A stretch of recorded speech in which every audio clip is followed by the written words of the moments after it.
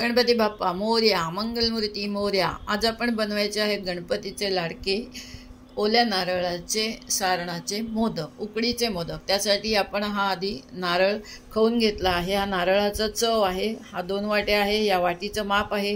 हे 2 वाट्या गूळ आहे। नारळाचा चव आणि गूळ आता आपण एकत्र करून घेऊया। एक 15 मिनिटं बाहेर ठेवूया, नंतर गॅसवर ठेवून आपण सारण बनवून घेऊया। ओल्या नारळाचा चव आणि गूळ असं एकत्र करून घेतलं आहे। एक 15 मिनिटं हे बाहेर राहू दे आणि मग नंतर आपण गॅसवर ठेवायचं आहे आणि नारळाचं सारण बनवून घ्यायचं आहे। त्या सारणामध्ये घालायला मगज बी, वेलची पावडर, बदामाचे काप आणि जायफळ पावडर असं घेतलेलं आहे। हे सर्व साहित्य आपण आता सारणात घालून देऊया।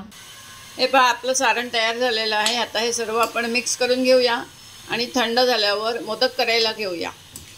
आपल्याला बनवायचं आहे मोदकाचं बाहेरचं आवरण। त्यासाठी सुवासिक तांदूळाची पीठ मी रेडीमेड आणली आहे। ही आता चाळून घ्यायची आहे। ही आहे अर्धा किलो आणि पाव किलोला कमी असा हा मैदा, म्हणजे आमटीची 1.5 वाटी हा मैदा आहे।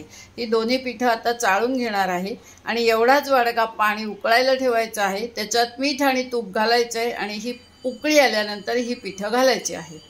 पाणी उकळायला ठेवलं आहे, याच वाडग्याने घेतलं आहे। हे थोडंसं उरलंय ते पाणी, तेही घालून घेतलं आहे। याच्यात तूप किंवा तेल आणि मीठ असं घालून घ्यायचं आहे।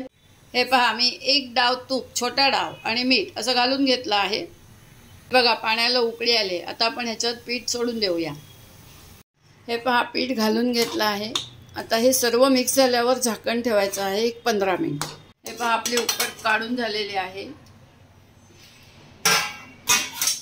आता हे आपण परातीत काढून घेऊया आणि मळायला घेऊया। ती पहा, अशी आता आपण उकड मळून घ्यायची आहे। गरम आहे त्यामुळे मी ग्लास घेतला आहे, ग्लासाने ही मळून घेत आहे। हे पहा, आपलं असं पीठ मळून तयार झालंय। आता लावूया मोदक। हे पहा, अशा प्रकारे आता मोदक करून घ्यायचे आहे।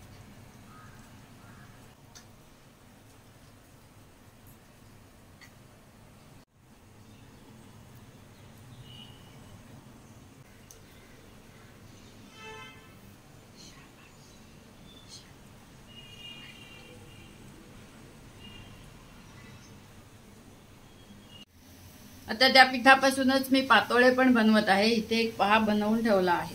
आता हे केळीच्या पानात पसरून घ्यायचं आहे पीठ आणि सारण घालायचं आणि दुमडून ठेवायचं। हे बघा, या प्रकारे बनले आपले बाप्पाचे उकडीचे मोदक। झकास झाले आहेत। अर्धा किलो पिठीमध्ये 21 पेक्षा जास्त मोदक होतात आणि मी इथे पातोळेही बनवून घेतले आहेत। पातोळे फक्त पानात ठेवायचे नाही, ते काढून घ्यायचं आहे, मोदकाच्या बरोबर ठेवायचे आहे। असे झकास मोदक आवडले असतील तर लाईक, शेअर, सबस्क्राईब करायला विसरू नका।